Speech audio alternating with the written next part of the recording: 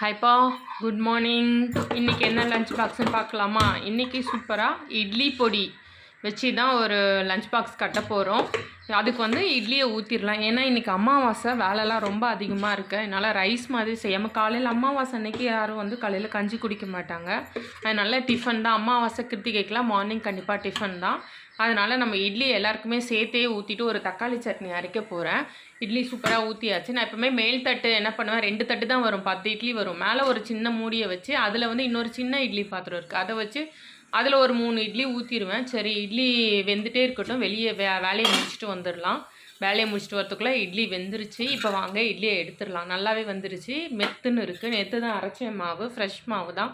எப்போவுமே ஃப்ரெஷ் மாவுனா நல்லா ஒரு 2 நாளைக்கு இட்லி ஊற்றுறதுக்கு நல்லாயிருக்கும். மாவு கொஞ்சம் அடியில் போக போக கொஞ்சம் இட்லி வராது, ஹார்டாக இருக்கும். அடுத்து வேணா தோசை தான். ஆனால் எப்போவுமே வந்து எங்கள் வீட்டில் எல்லாருக்கும் பிடிச்சது தோசை தான் ஊற்றிக்கிட்டே இருந்தால் எப்போ வேணால் தோசை சாப்பிட்டுக்கிட்டே இருப்பாங்க. சரி, சூப்பராக இட்லியை வந்து நம்ம எடுத்துடலாம். நல்லா மெத்துன்னு நல்லா இருக்குது, சூப்பராக இருக்குது பாருங்கள். இட்லி எடுக்கக்கூட கொஞ்சம் ஆறவும் கூடாது, ஆனால் கொஞ்சம் பொறுமையாக எடுக்கணும். வேகமாக எடுத்தோம்னா பிஞ்சு பிஞ்சு வந்துடும். நல்லா சாஃப்டாக நல்லா இருக்குது பாருங்கள். இதில் தான் நம்ம பொடி புரட்டி தான் இட்லி செய்ய போகிறோம். வீட்டில் உள்ளவங்களுக்கு சாப்பிட்றதுக்கு ஒரு தக்காளி கார சட்னி தான் ரெடி பண்ண போகிறேன். இப்போ வந்து இட்லியை எடுத்துகிட்டு ஹாட் பேக்கில் வச்சு மூடிடலாம். மூடிட்டு நம்ம சட்னி அரைக்கிறதுக்கு என்னென்னு பார்ப்போம். சூப்பராக ரெடி பண்ணியாச்சா? இப்போ ஒரு வேலை முடிஞ்சுது. இப்போ அடுத்து வந்து கொஞ்சமாக கடாய் வச்சுட்டு எண்ணெய் ஊற்றிக்கலாம். தக்காளி, வெங்காயம், பூண்டு போடலாம். போடும்போது அப்படியே வந்து பற்றிக்கிச்சு, ஆனாலும் ஒன்றும் ஆகலை, உடனே இதுவாகிருச்சு. அதனால் ரொம்ப ஹீட்டாக விட்டு போட்டோம்னா இந்த மாதிரி இது வரும். அதனால் கொஞ்சம் கவனமாக இருக்கணும். கொஞ்சம் உப்பு தேவையானாலும் போட்டுக்கலாம். தக்காளி, வெங்காயம், பூண்டு, உப்பு, புளி தேவையில்லை. இது வந்து வெறும் மிளகாத்தூள். நம்ம காஞ்ச மிளகாய் போடுவோம் இல்லையா, நான் காஞ்ச மிளகாய் போடாமல் வெறும் மிளகாத்தூள் போட்டேன். தக்காளி, வெங்காயம், பூண்டு, வெறும் மிளகாத்தூள். நம்ம என்ன பண்ணுவோம், காஞ்ச மிளகாய் போடுவோம், புளி போடுவோம். இப்போ தக்காளியே ஆல்ரெடி புளிப்பாக இருக்கிறதுனால நான் தக்காளி சேர்க்கல. இது வந்து என்ன பண்ணிட்டேன், லைட்டாக இது பண்ணிவிட்டு மூடி வச்சுட்டேன். அப்போ தான் அந்த மிளகாத்தூள் நெடியெல்லாம் போய் சீக்கிரமே வதங்கிடும், பச்சை வாசனை போயிடும். இப்போ வந்து நல்லா ஆறிடுச்சு. இதை வந்து நம்ம அரைச்சிடலாம். அரைக்கும் போது கொஞ்சம் நல்லா தண்ணி சேர்த்து அரைச்சிடலாம்.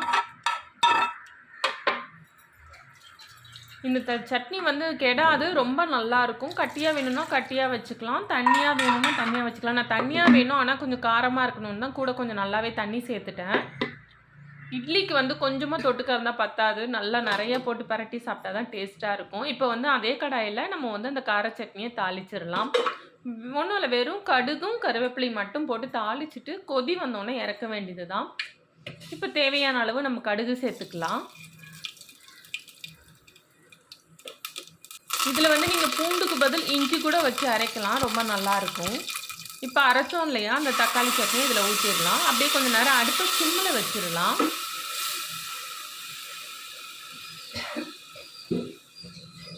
சூப்பராக நல்லா வாசனையாக இருக்குது. இது வந்து அந்த ரோட்டுக்கடை தக்காளி சட்னி டேஸ்ட்டில் இருக்கும். இப்போ அவ்வளோதான், அதுலேருந்து எடுத்து நம்ம பாத்திரத்தில் மாற்றிடலாம்.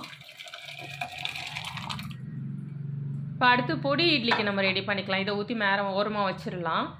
இட்லி ரெடி பண்ணியாச்சு, தக்காளி சட்னி ரெடி பண்ணியாச்சு. பொடிக்கு வந்து நான் கடுகும் கருவேப்பிலையும் தாளித்து காலையில் எடுத்து வச்சுட்டேன். வெறும் பொடியில் புரட்டுறதை விட இந்த மாதிரி கடுகும் கருவேப்பிலையும் தாளித்து வச்சுட்டு நீங்கள் புரட்டினீங்கன்னா ரொம்ப நல்லாயிருக்கும்.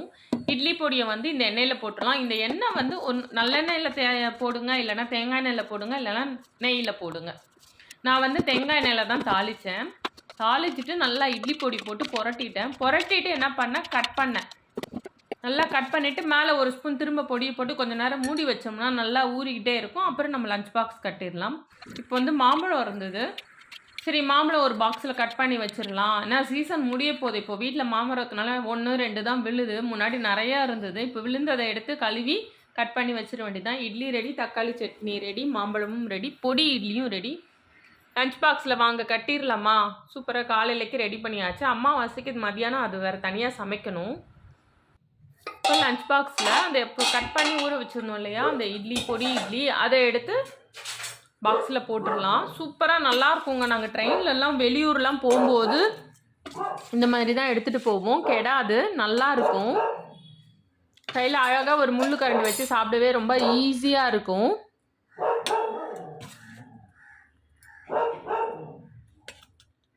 போதும் போதும்னு சொல்லுவா. ஆனால் நம்ம வந்து கூட அதாவது 2 இட்லி முழுசாக வச்சா 2ன்னு தெரியும். ஆனால் 3 இட்லியை கட் பண்ணி வச்சிங்கன்னா அது தெரியாது 2ன்னு நினச்சிக்குவாங்க. நான் அதனால் எப்போவுமே கட் பண்ணி வேற வச்சிருவேன். 4 இட்லி வச்சு கூட 2 தான் அப்படின்னு சொல்லிடுவேன். இப்போ மாம்பழத்தையும் எடுத்து வச்சிடலாம். சட்னி வேணான்னு சொன்னால் சரி கொஞ்சமாக இருக்கட்டும்னு ஒரு குட்டி டப்பாவில் ஊற்றி மேலே வச்சேன். இப்போ சட்னி ரெடி. இன்றைக்கி லஞ்ச் பாக்ஸுக்கு பொடி இட்லி, தக்காளி கார சட்னி, மாம்பழம் இதுதான். உங்களுக்கு இந்த லஞ்ச் பாக்ஸ் வீடியோ பிடிக்குதாப்பா? நான் டெய்லி போட்டுக்கிட்டு இருக்கேன்.